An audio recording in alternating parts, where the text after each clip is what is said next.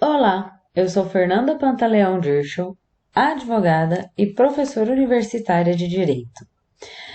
Venho falar um pouquinho para vocês hoje sobre o passo a passo para a adoção nacional. Se vocês tiverem interesse em saberem mais questões relacionadas a direito, me segue lá no Instagram, Fernanda Pantaleão D.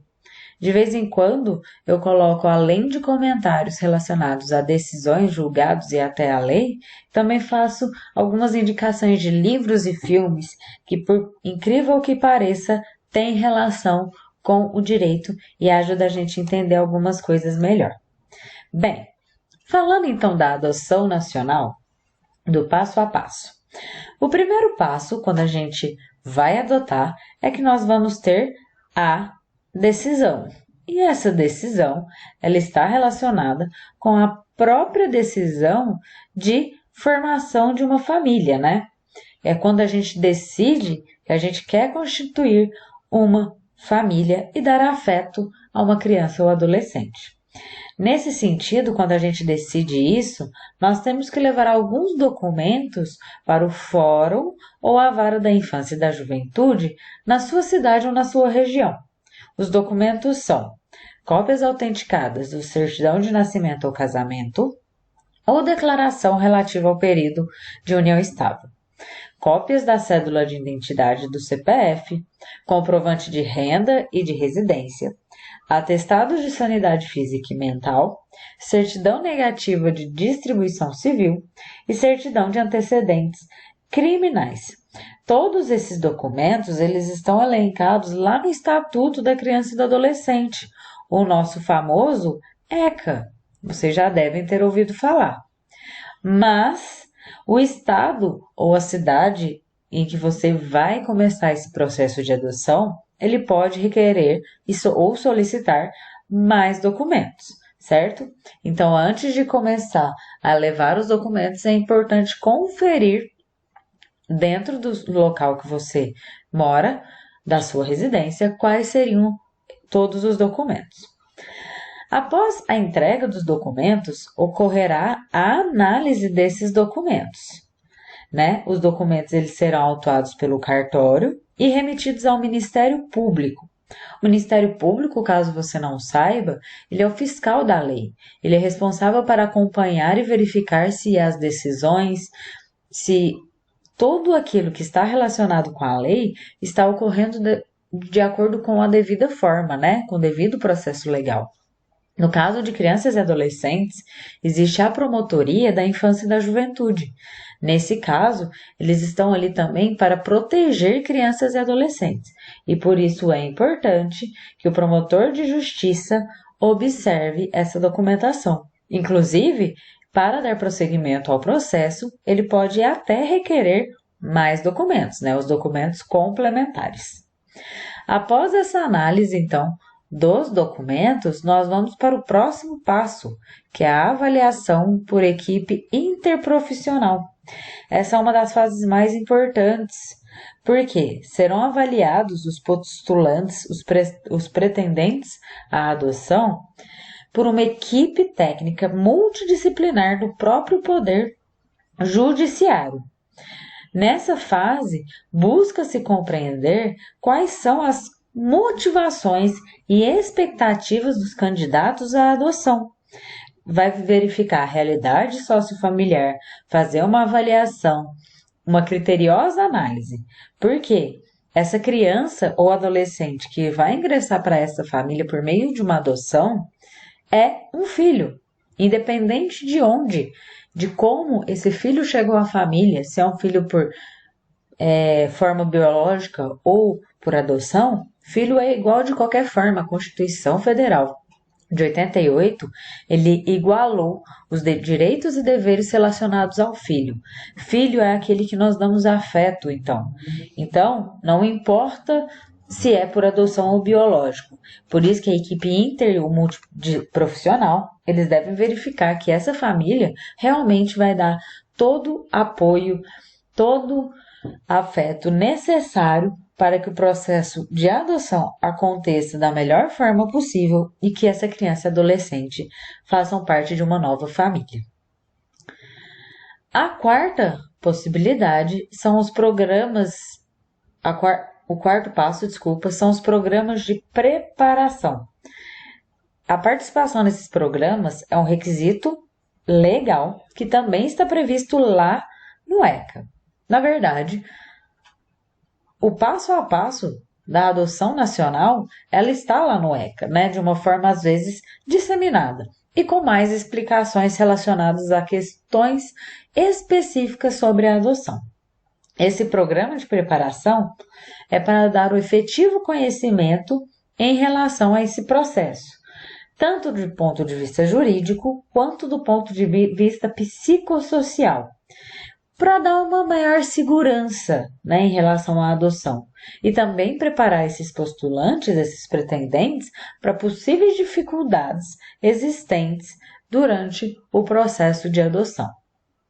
Estimular diferentes formas de adoção e estimular que esses pretendentes eles realmente permaneçam na questão da busca da família para essa criança e adolescente. Antes da Constituição Federal, a ideia que existia em relação a crianças e adolescentes e em relação à adoção é que buscava-se uma criança para a família. Hoje busca-se uma família para a criança. São duas frases que elas se parecem muito, certo? Mas elas são muito diferentes. Quando a gente fala aqui que nós vamos buscar uma criança para a família, entende-se que quando eu coloco CA, pessoal, é criança ou adolescente, tá? Quando eu falo que eu vou buscar uma criança para a família, significa que eu estou dando um meio de continuidade para a família apenas. A criança e adolescente eram vistos como coisas.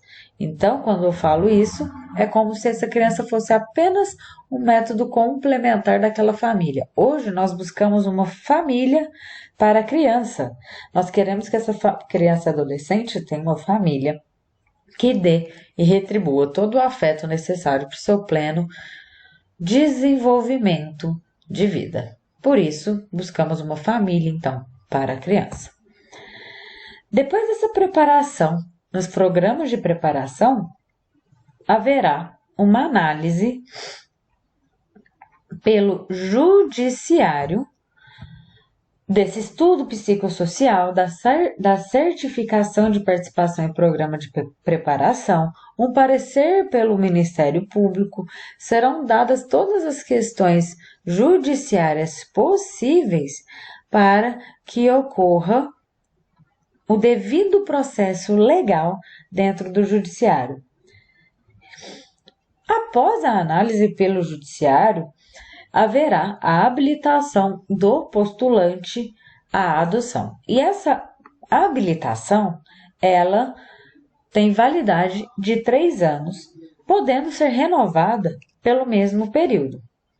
Então, para continuar no próximo passo, a habilitação ela terá o prazo de 3 anos. E para que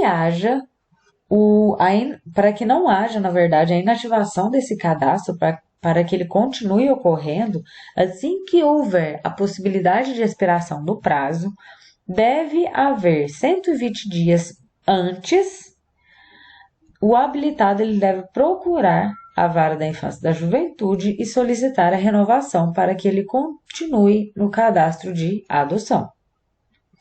E aí, assim, os pretendentes e postulantes vão ingressar no Sistema Nacional de Adoção e Acolhimento.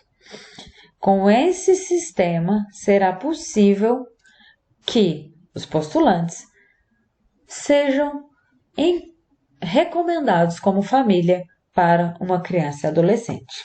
Claro que a inserção desses dados dos postulantes, eles vão obedecer uma ordem cronológica da decisão judicial.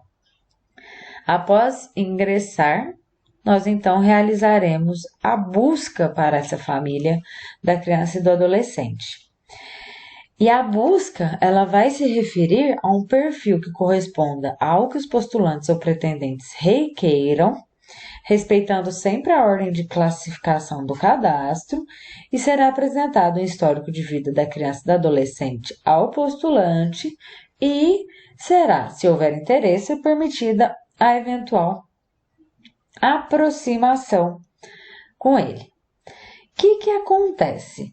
Nessa busca, existem os grupos de apoio à adoção que auxiliam, que possibilitam que ache-se uma família de forma mais fácil. Existe, inclusive, uma questão que se chama busca ativa, que é uma forma de repassar informações de crianças e adolescentes, ou vídeos e fotos, inclusive, claramente tudo com a aprovação do Poder Judiciário, para que essa criança e adolescente encontre uma família.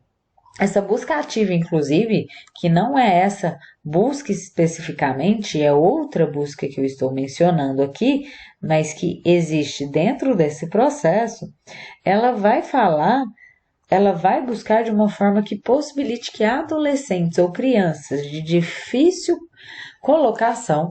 Quando eu falo difícil colocação, são aquelas crianças acima de 7 anos, crianças e adolescentes com deficiência, irmãos, né? Quando são 2 ou 3 irmãos que não podem se separar, há uma maior dificuldade de achar famílias, então essa busca ativa possibilita que se encontre uma família de forma mais apropriada e mais rápida. Após a busca, encontrando uma criança e adolescente, nós vamos para o estágio 8, né? O estágio 8 é o estágio de convivência. Se a aproximação que se iniciou lá no processo de busca tiver sido bem sucedida, começará o estágio de convivência da criança ou do adolescente com essa família. Serão acompanhados, então, por uma equipe multidisciplinar, também uma equipe técnica do Poder Judiciário. Esse período, esse estágio de convivência, ele tem o prazo máximo de 90 dias, sendo que esse prazo ele pode ser prorrogável por igual período. Por que esse estágio é tão importante?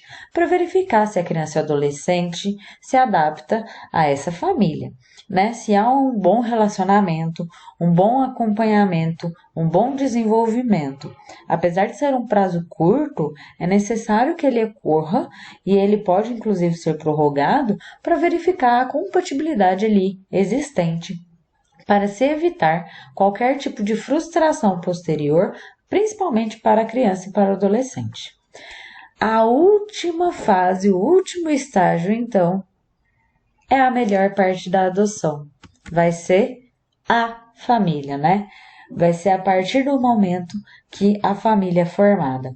O juiz, ele vai verificar todas as condições dadas aqui no estágio de convivência, os relatórios apresentados pela equipe técnica e, nesse sentido, vai se proferir a sentença de adoção, determinando que haja a confecção do novo registro de nascimento com o sobrenome da nova família.